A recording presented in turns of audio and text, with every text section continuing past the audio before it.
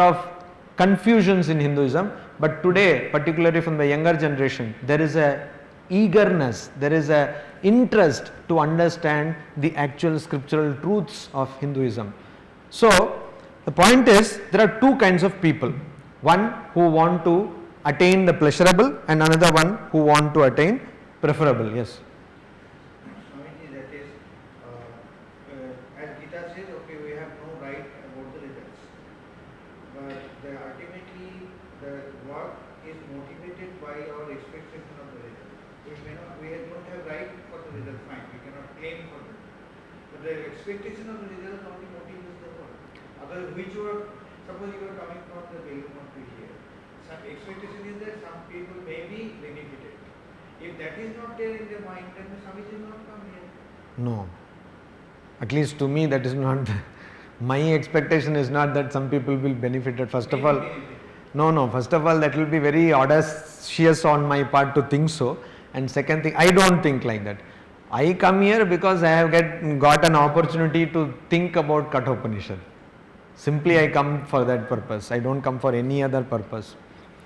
And if karma yoga has to be done, if it has to be done properly, I cannot tell about other people, even other monks, because everyone has his own or her own way of thinking.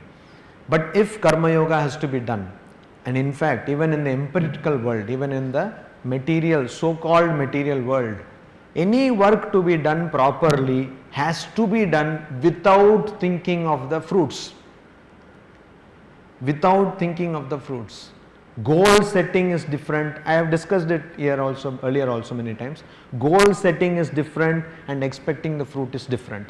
So when I come here, I know that I have to teach or I have to discuss these mantras. I prepare those mantras, come here and I am discussing. That is goal setting. But if I start expecting that the whole auditorium will be filled, what I am telling is, or that you will all be suddenly illumined, or some kind of other results, you will be benefited, then I will not be able to do justice to this work. I have given you this example of surgeon. How a surgeon who has some relation with the patient will not perform the surgery. This is a very common, this is a very accepted thing in medicine. Why? Because your hands start shivering. Not only that, in espionage or in intelligence activities, RAW, Research Analysis Wing, or CIA, or CBI, or FBI, all these kinds of things, if you are remotely connected to that particular case, you will not be given that case. Even in law it is like that. That is because of bias. That is what I am telling. What is bias? You are just replacing you are giving a word. Biasness means expectation of results. Bias means what? Expectation of, you want, when you are in that position, you want that. Why is that some particular posts or positions in the government or Indian constitution, they require that you should not hold any office of profit. Why? Because the moment you have that, you will start expecting. Suppose you are owning a sugar company, you will start expecting that the ministry does something for the sugar. The job is given definitely with a goal. Now the person who is doing the job, he doesn't expect that. See, expectation is different, goal is different. You are confusing both. Goal setting is different, but if you start to think that I will have to achieve the goal, then you will never be able to do the job. You will always be thinking of the goal. If a student thinks always about the results while preparing for the examination, he or she will never be able to perform properly.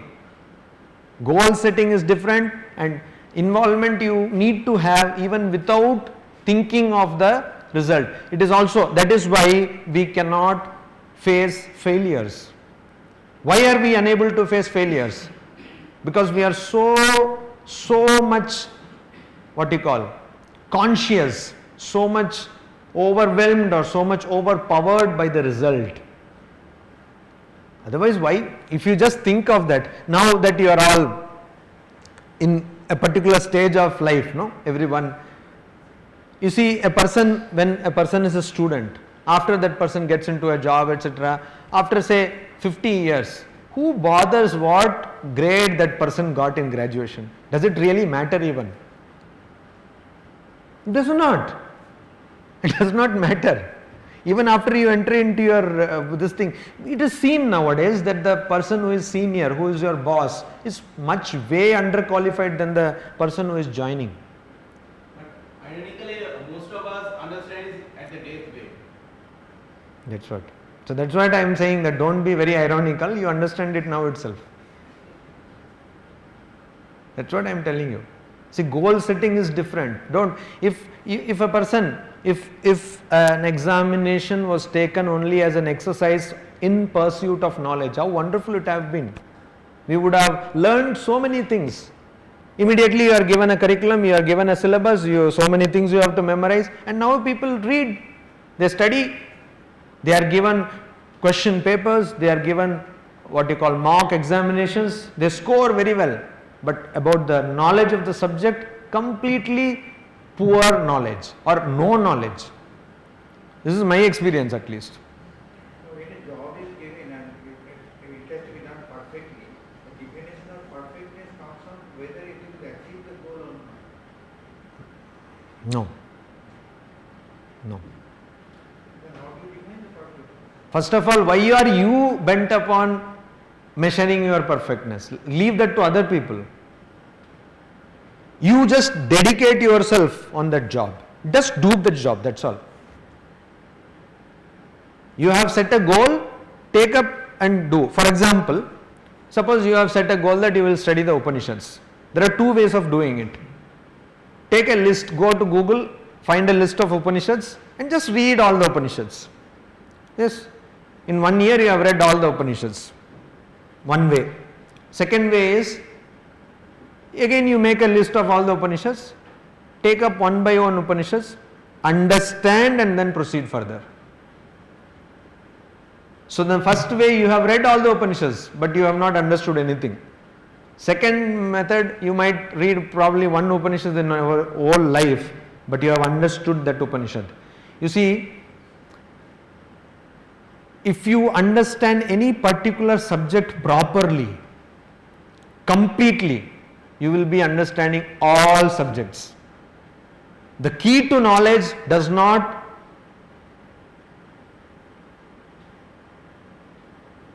present outside, it is present inside. What we do by the process of learning is try to manifest this, what is present inside. So for that, one subject is sufficient. If you take up one subject and you give your lifetime, you see great geniuses, for example. Say, what is that person? Warren Buffett. Whole life he has done only investing. He has not done anything else, but he has become a big legend.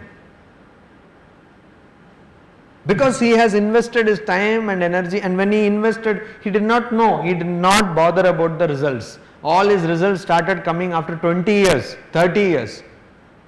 But he knew the subject. So, knowledge is that, the pursuit is to be completely dedicated. You see, that is why we lack perseverance. We immediately want results. Result oriented, we are very fond of saying, we are result oriented.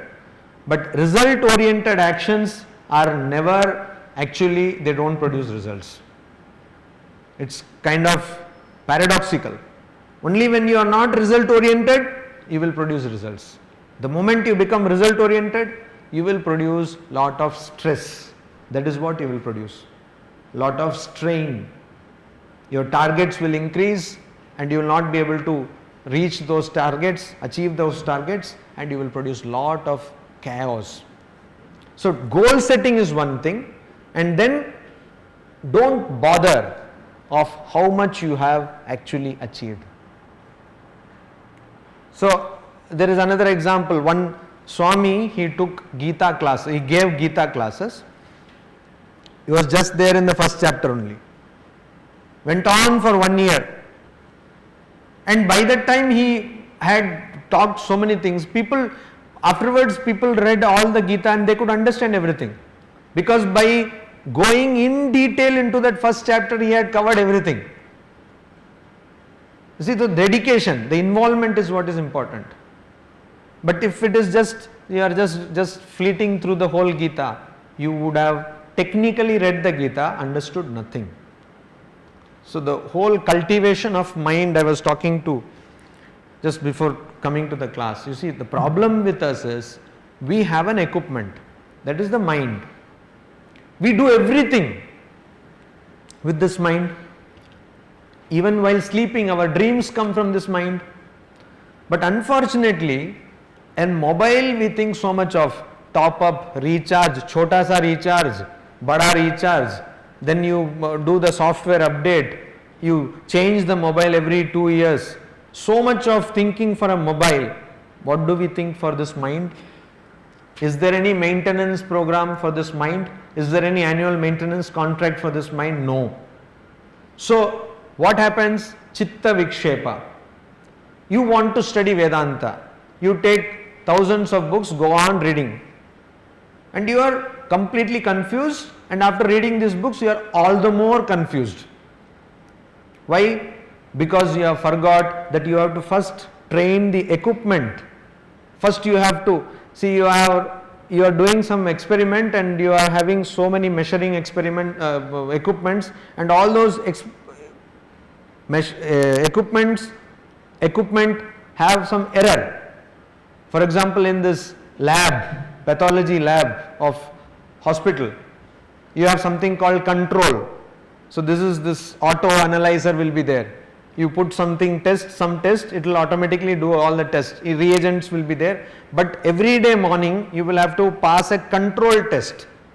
You put a reagent and you see whether it is giving correct results. If the control is not correct, then a person who is diabetic, he will have normal sugar, and a person who has normal sugar will have high sugar, etc. All it will be chaos. So first, do we have any control mechanism for our mind? Do we do this control test? Do we actually check our mind? No. That is why Ram Prasad's wonderful song is there. Monre Krishi Ka Janona. Oh mind, you don't know the art of agriculture. Manav Jamin Roilo Potito. This human life, this land in the form of human life is just lying there, uncared for, untoiled. Abad korle pholto shona. And had you toiled it and cultivated this land, it would have produced gold. That is the idea. Chitta Vikshepa. Swamiji says, if I had chance to read again and educate myself again, I would not read anything else, but I would first master the art of concentration. Forget about Swami Vivekananda. I had the good fortune of listening to the lecture of Nani Ardeshi Palkiwala. How many of you heard of him? Nani Palkiwala. He wrote a book called We the People. I think I have told you this here earlier. In the earlier days, there used to be a well,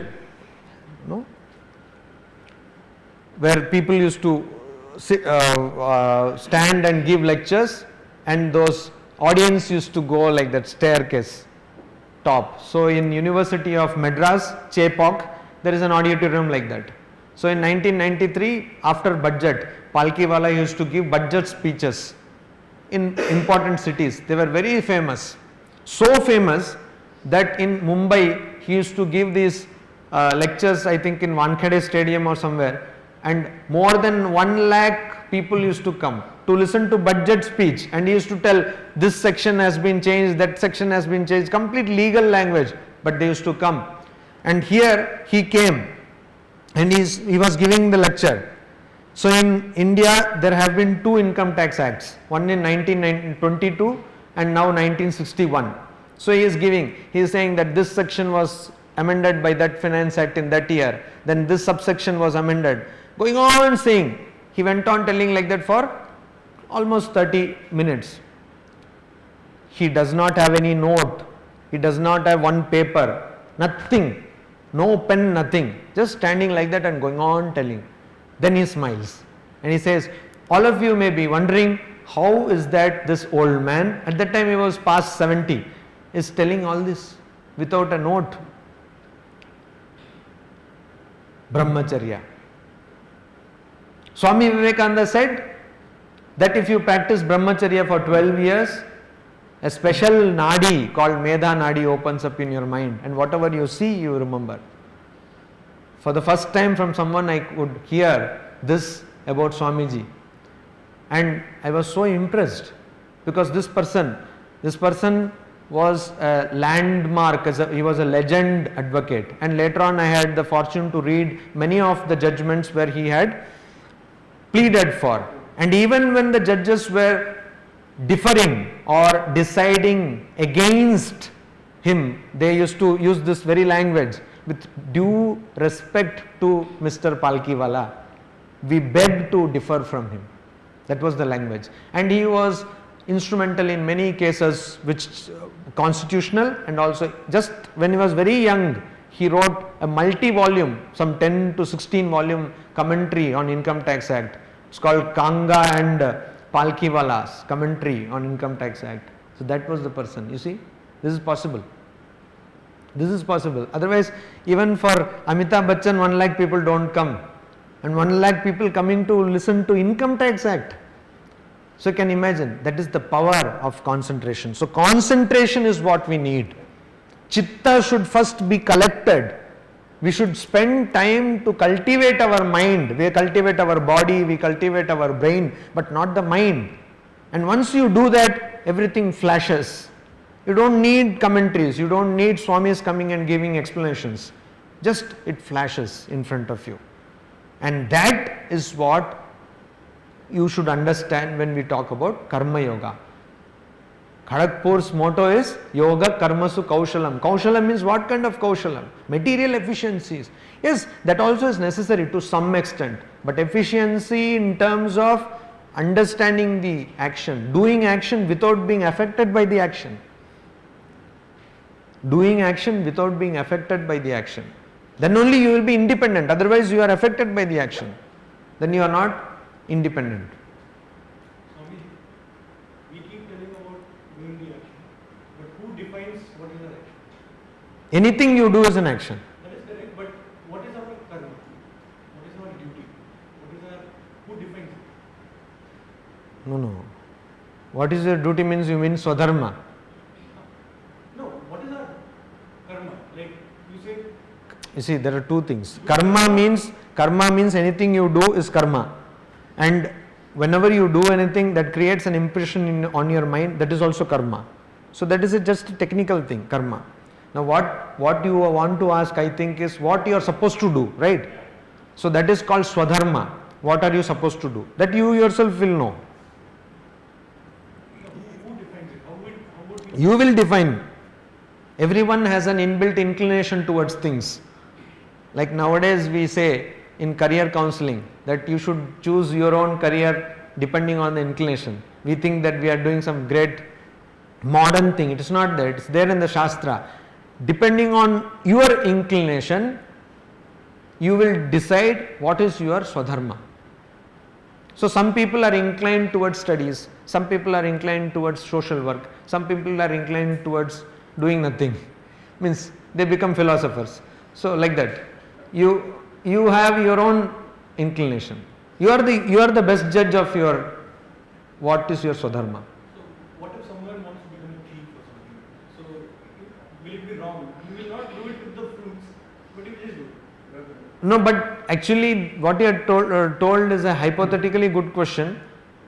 But in practice it has been seen that every thief, this is different subject altogether, criminology, every thief in her or his own conscience does not like theft. Till now, this is what has been shown. And there is another theory that which is so beautifully portrayed in Dostoevsky's book Crime and Punishment. Have you read it? How many of you read Crime and Punishment? No takers for literature. Please read this book. And please take some time on Sunday or some weekend you read, because once you start you will not be able to. It's what you call unput downable book. There is a word called that, unput downable. So when I was in Chennai Mutt One Maharaj told me, he warned me that don't read this book, you should have a lot of time, but I did not heed his warning, and I started reading that book after food and all that, 10:30, and went on reading up to 3:30 in the morning. So it's a very engrossing book. What is the thing of the book? It's a thing which is now accepted in criminology, that any criminal will come back again to the site of the crime. So once a person commits a murder, that person will come again to the site of the crime. So this is how they find. They actually wait for the criminal to come back.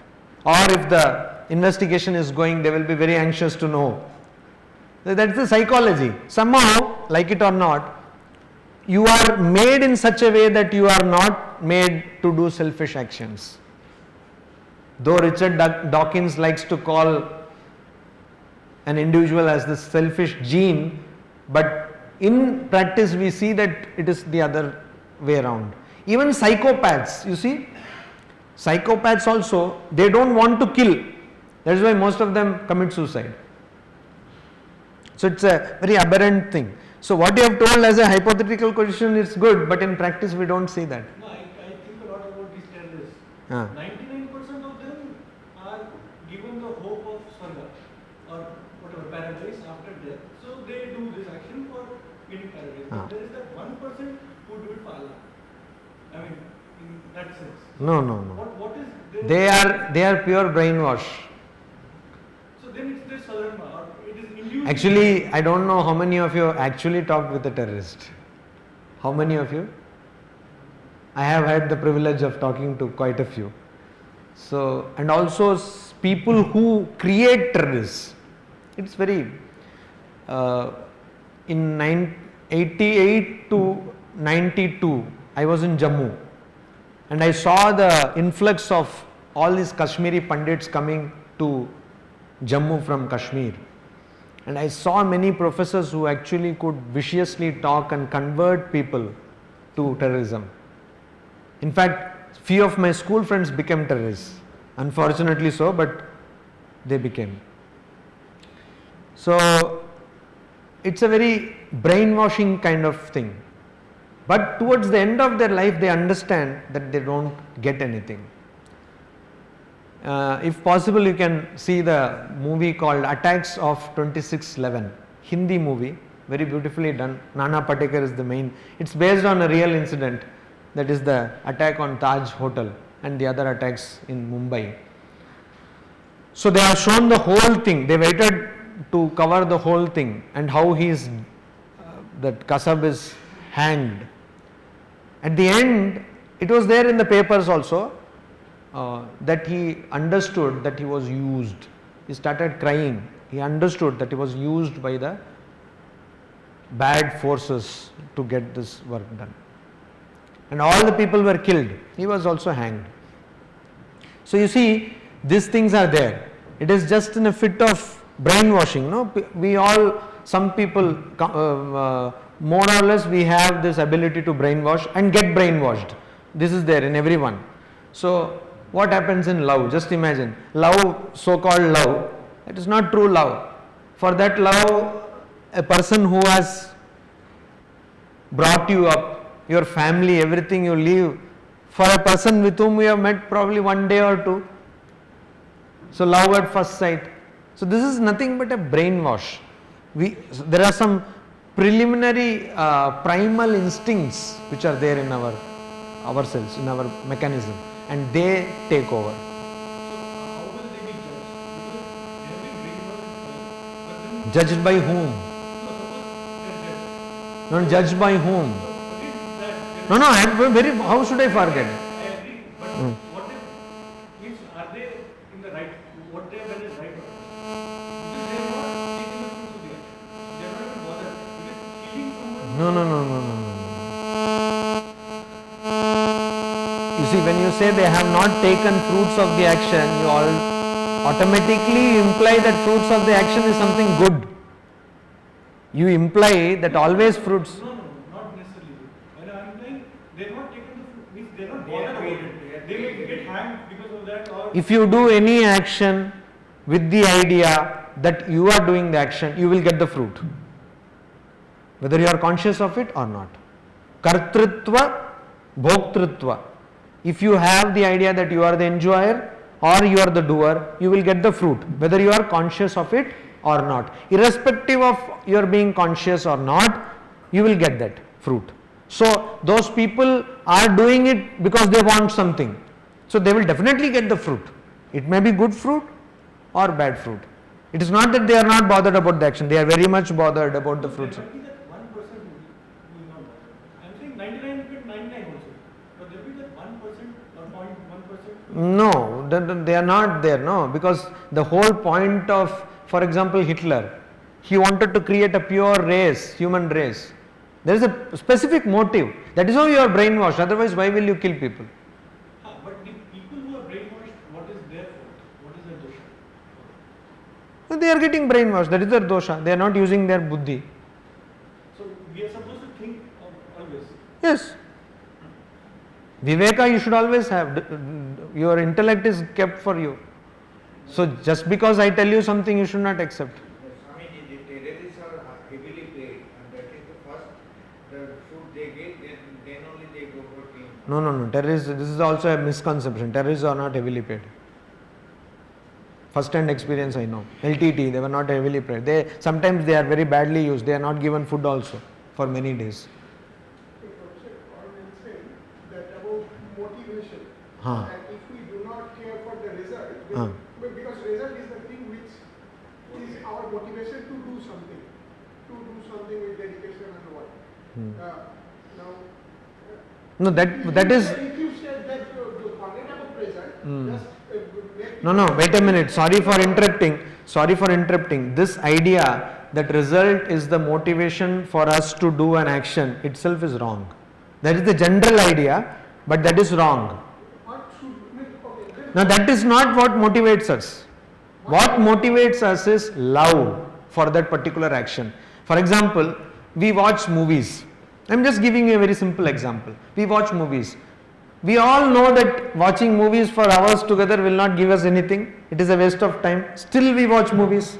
Many people listen to music. We all know that it will not produce 1 paisa, but still because we love it. those are pleasurable things. Now You are giving a new name. now comes the preferable. When I should do something, but I am not getting enough motivation to do that. I should do that. And that is my duty, I should do that. How can I build that motivation? No, this very pleasurable and preferable is from your point of view. For example, I decided that I have to devote a life towards realizing Brahman. Now you may call it preferable or pleasurable, whatever, but I have decided and I love it and I am doing it. So even if you love, why are you in this class, for example? You have better things to do. Because you think this is a good thing to do. You have come here, you love it. So it is, see, that is what. But preferable also people do because they love it. So the